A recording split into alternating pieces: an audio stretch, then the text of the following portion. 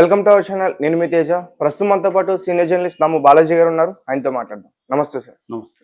So నటుడు Mohan Babu media జర్నలిస్టుల పైన దాడి చేసిన ఘటనపై అతని పైన కేసు నమోదు చేశారు. మళ్ళీ మర్డర్ కేసు కూడా పెట్టారంటూ ఒక వార్త వచ్చింది. అసలు ఏం జరుగుతుంది? ఒకవేళ అది ప్రూవ్ అయితే అతనికి ఎన్ని ఏళ్ళు జైలు శిక్ష పడే అవకాశం? మర్డర్ కేసు అంటే ఇది హత్యా యత్నం కేసు. హత్య కాదు, ఇది హత్యా ప్రయత్నం కేసు. మామూలుగా అయితే మనం చూసాము మొన్న టీవీ జర్నలిస్ట్ రంజిత్, ఆయన దీంట్లో ఉన్నాడు. అయ్యప్ప స్వామాల్లో ఆయన మైక్ తీసుకుని కొట్టాడు. ఇక్కడ ఈ బోన్ 3 చోట్ల ఫ్రాక్చర్ అయింది. నిన్ననే ఆయనకి సర్జరీ కూడా అయిందని చెప్తున్నారు. సో కొద్దిగా అయింటే కన్ను కూడా పోయిండేది. అట్లాగే టీవీ జర్నలిస్టుల మీద కూడా దాడి ఆయన చేశాడు. దాని తర్వాత బౌన్సర్లు కూడా, ఆ వీడియోలు కూడా బయటకు వచ్చే బౌన్సర్లు కూడా వాళ్ళు భయంకరంగా వాళ్ళని నెట్టేసి జర్నలిస్టులు అందరినీ చేస్తున్నారు.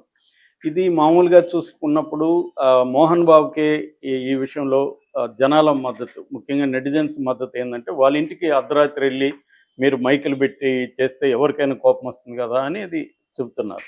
కానీ ఇక్కడ విషయం ఏమంటే, నిన్న మనోజ్ కూడా చెప్పాడు. మనోజ్ వాళ్ళని పిలుచుకెళ్ళాడు తన కోసం. ఎందుకంటే మనోజ్ వాళ్ళ పాప ఇంట్లో ఉంది. మనోజ్నేమో రానివ్వకుండా విష్ణు అక్కడ ఒక 40 మంది బౌన్సర్ని అడ్డుగా పెట్టాడు. మనోజ్ బౌన్సర్నేమో తరిమేశారు పోలీసులు. సో మనోజ్కి ఇప్పుడు సెక్యూరిటీ లేదు, పాపని తీసుకురావాలి. అందుకని మనోజ్ వెళ్ళాడు. మనోజ్కి ఏంటంటే, మనం ఇప్పుడు వెళ్తే బౌన్సర్లు మనల్ని ఏమన్నా చేస్తారేమో, మీడియా ఉంటే బెటర్ అని మీడియాని రిక్వెస్ట్ చేస్తే మీడియా వాళ్ళు వెళ్ళారు. సో ఇక్కడ మీడియాది ఏమీ తప్పులేదు. మీడియా వాళ్ళు ఏమి మోహన్ బాబు ఇంటి లోపలికి వెళ్ళి గోడలు దూకి మైకులు పెట్టలేదు. కాబట్టి మీడియా రోల్ ఏంటి, వాళ్ళది ఫ్యామిలీ ఇష్యూ అనేది దాటిపోయింది, ఎప్పుడో క్రైమ్కి వెళ్ళిపోయింది. అది సివిల్ ఫ్యామిలీ గొడవలు అయితే మీడియా పోతే తప్పు. ఇది క్రిమినల్ కేసులు అయిపోయినాయి. ఒకరి మీద ఒకరు కేసులు పెట్టుకున్నారు. దానికి సంబంధించి రిపోర్టింగ్ అనేది మీడియా బాధ్యత కూడా. కాకపోతే మీడియాలో సెన్సేషనిజం లేదా అంటే ఉంది ఖచ్చితంగా. కానీ ఇక్కడ పర్టికులర్ ఇన్సిడెంట్కి సంబంధించి మాత్రం మీడియాది తప్పు లేదు. టీవీ కానీ వీళ్ళ మిగతా జర్నలిస్టులు కానీ వీళ్ళు మనోజ్ పిలిస్తే వెళ్ళారు. సో మనోజ్ ఎందుకు పిలిచాడు? ఆయనకి సెక్యూరిటీ, వీళ్ళుంటే మనల్ని కొట్టరు, లేకపోతే కొడతారేమో, రానివ్వరేమో, పాపను తీసుకురావాలి కదా. ఎందుకంటే వాళ్ళ అమ్మ కూడా హాస్పిటల్లో చేరిందని చెప్తే ఆయా కంట్రోల్లో పాప ఉంటుంది. ఆయా దగ్గర వదిలేసి వాళ్ళు ఉండలేరు కదా నైట్. అందుకని 7 నెలలు పాప కాబట్టి మనోజ్ వెళ్ళాడు. సో మీడియా వాళ్ళు వెళ్ళారు. వెళ్ళినప్పుడు అక్కడ ఘర్షణ జరిగింది. మనోజ్ సట్టించేశారు బౌన్సర్లు. సో రానివ్వలేదు. కానీ మనోజ్ కూడా ఈ లోపల తన వైపు నుంచి కూడా కొంతమంది బౌన్సర్లు తీసుకున్నాడు. బలవంతంగా గేట్లు తీసుకొని లోపలికి వెళ్ళారు. మీడియా కూడా వెళ్ళింది. ఆ టైంలో మోహన్ బాబు చాలా కోపంగా బయటకు వచ్చాడు.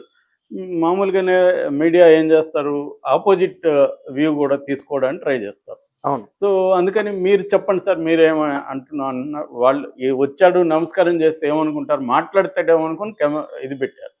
సో దాంతో ఆయన ఒక్కసారిగా ఉగ్ర రూపం దాల్చి బూతులు తిడుతూ, ఏంద్ర మాట్లాడేదని లం భాష వాడుతూ మైకి తీసుకుని కొట్టడం అనేది వీళ్ళు ఊహించలేదు.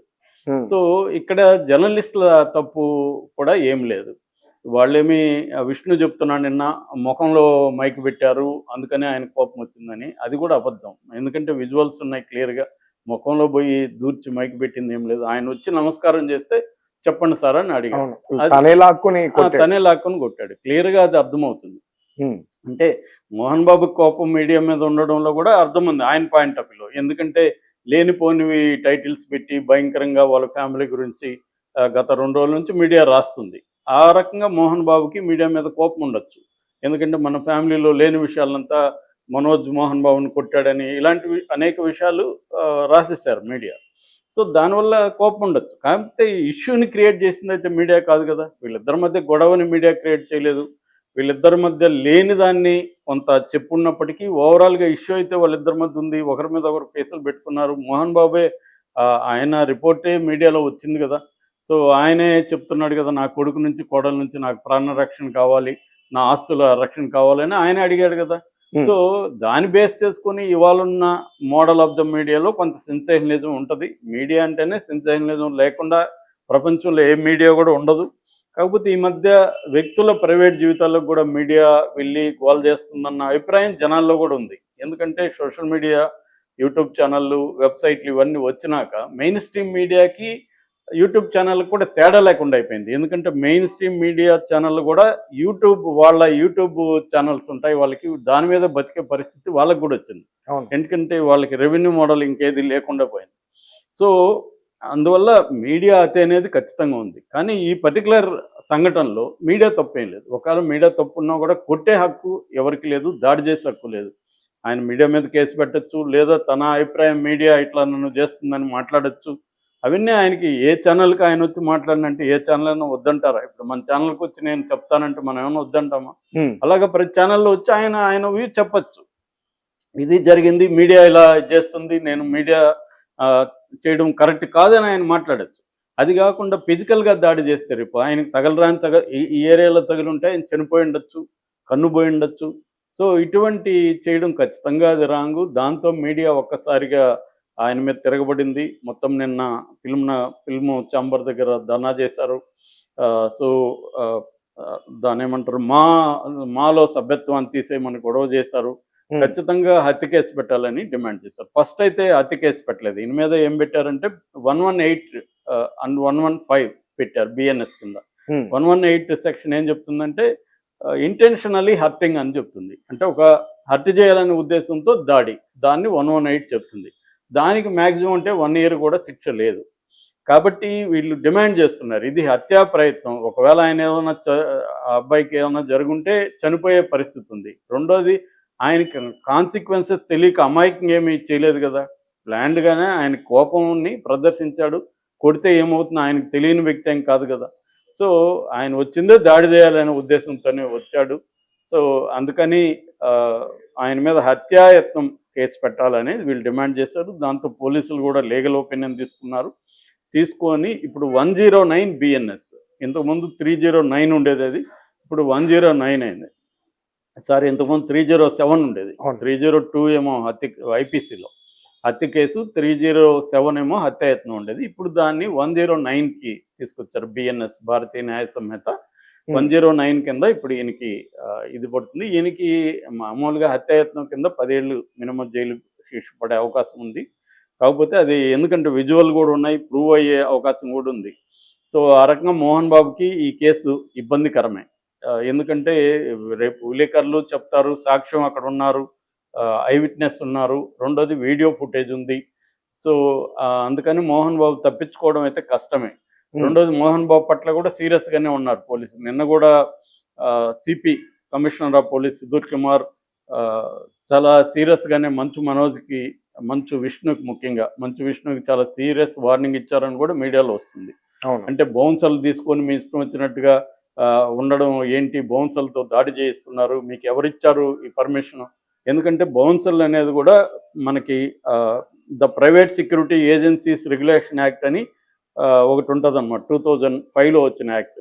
ఆ యాక్ట్ కింద కొన్ని రూల్స్ ఉంటాయి. బౌన్సర్లు అనేది లేదు నిజానికి, ప్రైవేట్ సెక్యూరిటీని పెట్టుకునే హక్కు ఉంటుంది.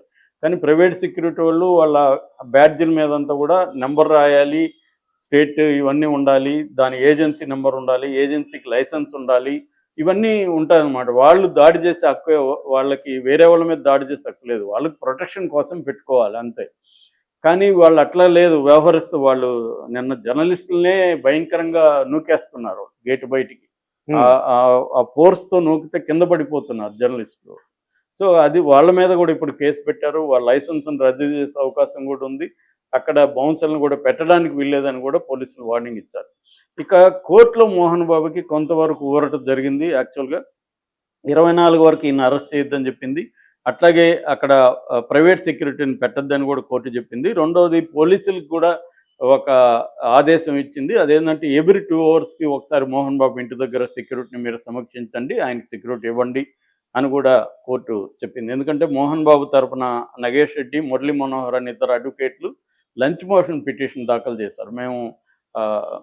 మాకు ఆయన నోటీసులు ఇచ్చారు రమ్మని, మేము వెళ్ళే పరిస్థితి లేదు, నాకు ఇప్పుడు ఆరోగ్యం బాగాలేదు, కాంటినెంటల్ హాస్పిటల్లో నేను వైద్యం తీసుకుంటున్నాను అని ఆయన కోర్టుకు వెళ్ళాడు మోహన్ బాబు. అందుకనే ఒక ప్లాన్డ్గా, ఎందుకంటే మోహన్ బాబు ఇట్లాంటి క్రైమ్స్ ఆయన లైఫ్లో చాలా చూశాడు, ప్లాన్డ్గా ఇది జరగగానే ఆయన ఏం చేశాడు, తెలివిగా హాస్పిటల్లో పోయి జాయిన్ అయిపోయాడు. హాస్పిటల్లో జాయిన్ అయిపోయి ఇంకా ఆల్రెడీ కన్ను ఇది ఉంది, ఆల్రెడీ 78 ఆయనకి సీనియర్ సిటిజన్ ఆ వయసులో ఏదో ఒక జబ్బు అయితే ఉంటుంది కదా మనుషులు, బీపీ షుగర్ అయితే ఉంటాయి. ఉమ్, సో అలాగా డాక్టర్లు కూడా ఈయన ఇంకా హాస్పిటల్లో ఉండాలి, ఇంకా మేము ఆయనకి టెస్టులు చేస్తున్నాం అని చెప్పారు. దీన్ని బేస్ చేసుకొని ఆయన కోర్టుకు వెళ్ళాడు. అంటే ఆయన